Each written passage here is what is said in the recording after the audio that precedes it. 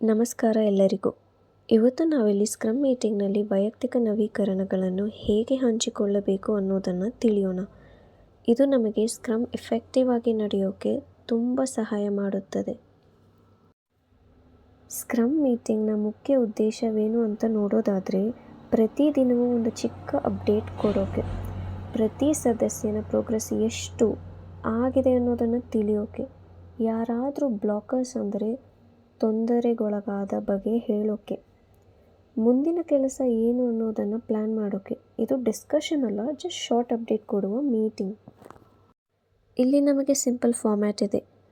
3 ಮಾತುಗಳು ಮಾತ್ರ ಹೇಳಬೇಕು. ನಾನು ನಿನ್ನೆ ಏನು ಮಾಡಿದೆ, ನಾನು ಇವತ್ತು ಏನು ಮಾಡ್ತೀನಿ, ನನಗೆ ಎಂತಹ ತೊಂದರೆ ಇದೆ. ಈ ಫಾರ್ಮ್ಯಾಟ್ ಫಾಲೋ ಮಾಡಿದರೆ ಟೈಮ್ ಸೇವ್ ಆಗುತ್ತದೆ, ಕ್ಲಾರಿಟಿ ಕೂಡ ಇರುತ್ತೆ. ಒಂದು ಉದಾಹರಣೆಗೆ ನೋಡೋಣ. ನಿನ್ನೆ ನಾನು ಬ್ಯಾಕೆಂಡ್ API ಇಂಟಿಗ್ರೇಷನ್ ಮುಗಿಸಿದ್ದೀನಿ. ಇವತ್ತು ಟೆಸ್ಟಿಂಗ್ ಮಾಡ್ತೀನಿ, ಜೊತೆಗೆ ಡಾಕ್ಯುಮೆಂಟೇಷನ್ ಕೂಡ.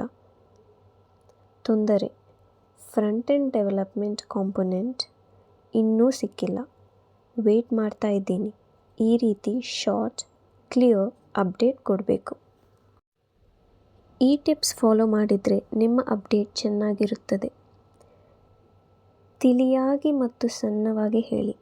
ಪಾಯಿಂಟ್ಸ್ ರೂಪದಲ್ಲಿ ಬರೆದು ಹೇಳಿ. Easy to understand. ತೊಂದರೆಗಳನ್ನು ಓಪನ್ ಆಗಿ ಹೇಳಿ, ಎಲ್ಲರಿಗೂ ಸಹಾಯ ಆಗುತ್ತದೆ. 1 ನಿಮಿಷ ಅಥವಾ 2 ನಿಮಿಷದಲ್ಲಿ ಮುಗಿಸಿ. ಅವರವರ ಶೇರ್ ಆಗಿ ಮೀಟಿಂಗ್ ಕ್ಲೀನಾಗಿ ಮುಗಿಯುತ್ತೆ. ಇದೀಗ ನಾನು ತಪ್ಪಿಸಬೇಕು ಅಂತ ಕೆಲವು ವಿಷಯಗಳಿವೆ. ದೀರ್ಘ ಕಥೆ ಹೇಳೋದು ಬೇಡ, ಇದಕ್ಕೆ ಟೈಮ್ ಇಲ್ಲ. ಪ್ರಾಜೆಕ್ಟ್ ಜೊತೆಗೆ ಸಂಬಂಧವಿಲ್ಲದ ವಿಚಾರ ಬೇಡ. ಯಾರನ್ನಾದರೂ ದ್ವೇಷ ಕೊಡೋದು ಬೇಡ. ಬ್ಲಾಕರ್ಸ್ ಪೊಲೈಟ್ಲಿ ಎಕ್ಸ್ಪ್ಲೇನ್ ಮಾಡಿ. ನಿಮ್ಮ ಅಪ್ಡೇಟ್ ಸ್ಕಿಪ್ ಮಾಡೋದು ಬೇಡ. ಟೀಮ್ ಕಂಪ್ಲೀಟ್ನೆಸ್ಗೆ ಅದು ಬೇಕಾಗಿರುತ್ತದೆ.